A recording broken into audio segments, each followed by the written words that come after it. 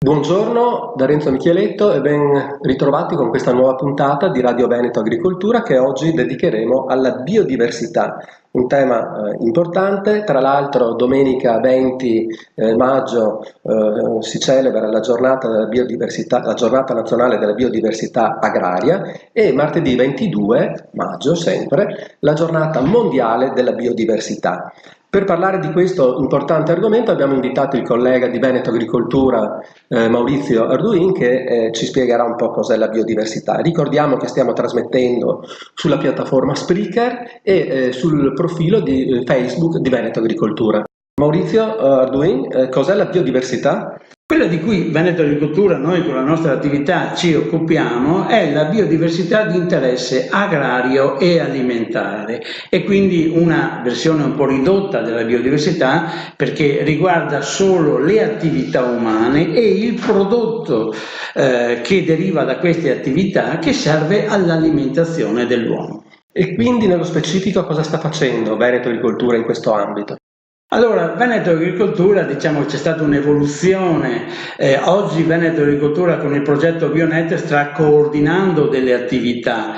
Questa è un'attività che noi portiamo avanti dal 2012. Cosa vuol dire dal 2012? Vuol dire che prima di questa data Veneto Agricoltura e altri enti, università, scuole, istituti portavano avanti dei progetti relativi alla biodiversità, ricerche, indagini, valutazione.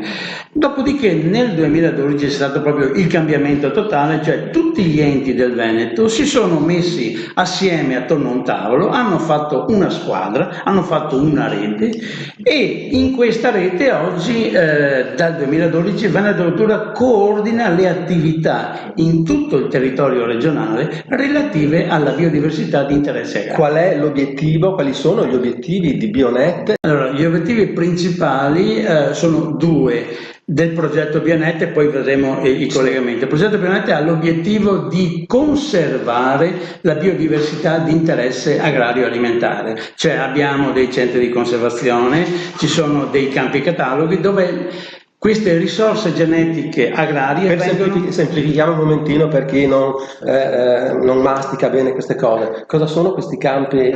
Allora, noi abbiamo la biodiversità di interesse agrario divisa in due categorie generali, gli animali e i vegetali. Per quanto riguarda animali, bovini, pecore e avicoli, ci sono sparsi sul territorio regionale. Qui abbiamo fatto anche una brochure che poi si può vedere, che possono essere richieste, sono disponibili e anche scaricabili. Certo. Esatto. In rete abbiamo 4 centri di conservazione degli animali, e quindi vuol dire la burlina, questa razza bovina antica deve essere conservata, deve essere mantenuta. Fino a quando? Fino a quando non sarà fuori dal pericolo di estinzione. Questo qua poi vedremo di parlarlo dopo. Questo per quanto riguarda anche i vegetali, cioè i cereali, le orticole, i viticoli, quindi delle zone dove queste risorse genetiche vengono mantenute. Dopodiché ci sono dei progetti collegati che sono di accompagnamento alla biodiversità, dove a un certo punto si cerca di mantenerla a livello sanitario, eccetera. Quali sono le specie animali e vegetali a rischio nel Veneto? Allora, diciamo che a rischio sono tutte quelle alimentari, perché per quanto riguarda gli animali abbiamo bovini, pecore e avicoli, no?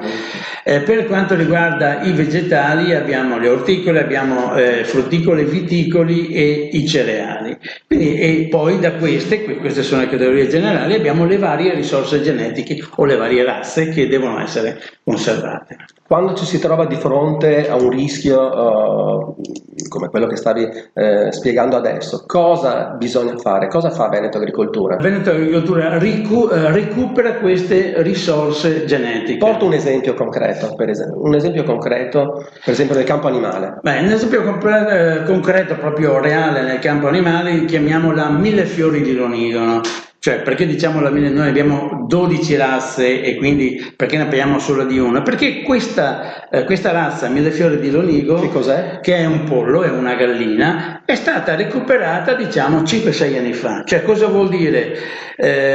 Non è che 5-6 anni fa con la bacchetta magica abbiamo creato questo animale, l'animale c'è sempre stato, però, e questa è la base fondamentale anche di quello che sta facendo Veneto Agricoltura in questo progetto, è stata recuperata la documentazione storica, cioè i documenti che attestavano che almeno 50 anni fa, nel caso della Millefiori di Lonigo, una razza di pollo, un determinato animale con certe caratteristiche era presente. Quindi i documenti storici fotografavano l'animale, fotografavano la situazione. Abbiamo recuperato l'animale sul territorio. Questo animale è stato poi, diciamo così, conservato e adesso è all'Istituto di Feltre, è disponibile, viene conservato e viene diffuso sul territorio. Quindi acquisizione e documentazione storica, recupero delle risorse genetiche, conservazione e distribuzione a chi poi le utilizzerà per uso agrario e alimentare. Tutto questo avviene anche nel campo vegetale. Tutto questo avviene anche nel campo vegetale. Per dire il mais sponcio, mais biancoperla, i cereali autunno-verlini che servono a fare il pane biologico, fare il pane tradizionale, eccetera. Tutte queste risorse genetiche, fa parte della rete del Bionet, l'Istituto di Lonigo, che è una banca dati nazionale, che è una banca del seme, nazionale, che ha tutte quante queste risorse genetiche, vengono acquisite e poi distribuite. In prospettiva ci sono ancora, immagino ci sia tanto da lavorare sia in campo animale che vegetale, su cui in proiezione ci sarà da lavorare? Sì, allora in prospettiva c'è un grande lavoro da fare, perché ovviamente la biodiversità aumenta sempre, aumentano le ricerche, aumenta l'informazione storica e aumentano le risorse genetiche da conservare. È chiaro che però non possiamo conservare tutto, perché la conservazione è una spesa, cioè non è che non possiamo, dobbiamo conservare tutto, però l'ente pubblico non può avere l'onere di spendere a carico del contribuente e conservare tutto. Quindi l'obiettivo è quello che abbiamo lo conserviamo e lo distribuiamo agli agricoltori.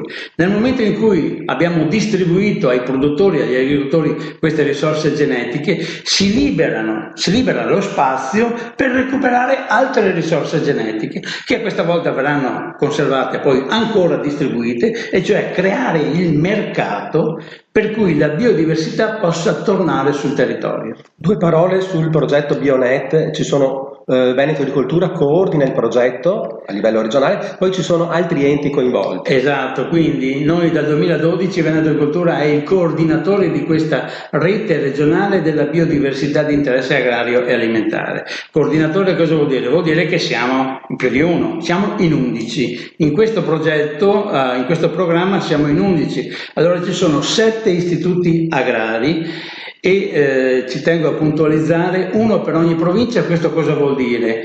Vuol dire che tutto il territorio regionale è interessato all'attività di Bionet tramite gli istituti agrari. Poi c'è Veneto Agricoltura, c'è la provincia di Vicenza con l'istituto di Lonigo che a un certo punto ha una banca del seme per quanto riguarda i cereali, c'è l'istituto di ricerca viticola di Conegliano per quanto riguarda la viticoltura e lo zoo profilattico per quanto riguarda la sanità degli animali, perché conservare non vuol dire solo mantenere le caratteristiche produttive e la qualità del prodotto, ma anche mantenere la sanità degli animali. Quindi appare chiaro che questo progetto è veramente molto importante per la nostra agricoltura. Nelle altre regioni italiane ci sono progetti di questo tipo oppure il nostro è un unico esempio? Allora, per quanto riguarda una rete regionale, il Veneto è l'unica regione che ha messo attorno a un tavolo tutti gli enti che si occupano di biodiversità. Quindi cosa vuol dire questo? Intanto vuol dire che non ci sono lavori doppi, che non ci sono altri enti, altre strutture che fanno la stessa cosa, poi il mio è migliore, il tuo è fatto in maniera diversa, e quindi tutti i progetti, tutte le attività vengono coordinate, condivise, magari collaborando, ognuno fa una parte, e quindi a livello regionale, a livello nazionale È l'unica rete che proprio divide anche la moneta, divide anche i soldi, cioè si divide le attività economiche per dare un maggior servizio al territorio. Bene. Maurizio, grazie per queste informazioni. Ricordiamo ancora una volta che per chi volesse approfondire questi argomenti, che sono veramente molto molto interessanti, ci sono diverse brochure realizzate da Veneto Agricoltura, tutte scaricabili del sito www.venetoagricoltura.org. Un saluto a tutti e l'appuntamento è per giovedì prossimo con un'altra puntata di Radio Veneto Agricoltura. Buona giornata a tutti.